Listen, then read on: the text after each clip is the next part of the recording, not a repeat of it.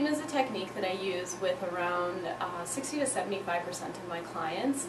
It can be really effective at helping to just give an extra layer of work to the soft tissue around the joint spaces. It's a great myofascial technique, meaning that it'll work on both muscle tissue as well as connective tissue.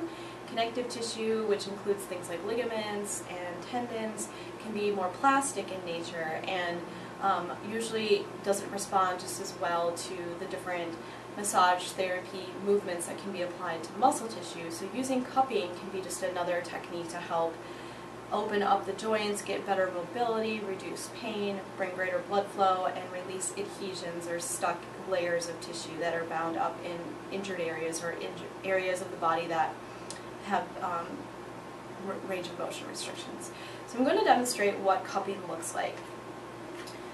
First of all, I'll kind of show what a cup looks like. Pretty simple, just looks kind of like a little fishbowl turned upside down glass object that goes on the body. The way that the suction force is created is by inserting a flame inside the cup, and then it goes right down on the surface of the body and creates an upward suction force, bringing the surface layers of the skin and soft tissue into the cup. The style of cupping that I'm trained in that I do is called fire cupping.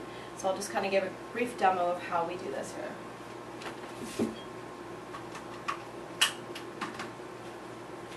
Okay, so if we're going to treat a shoulder on someone, generally I'm aiming for specific acupressure points around the shoulder that I'm going to be placing the cup. So in this instance, we're going to place the cup right here. And one more cup here. We're going to treat kind of this rhomboids group. This is essentially how the cupping techniques work. So as you can see, they're on there pretty firmly. Normally I leave the cups on for about 10 minutes, sometimes a little bit longer. There's techniques that you can certainly do beyond just these stationary cupping techniques with the cupping.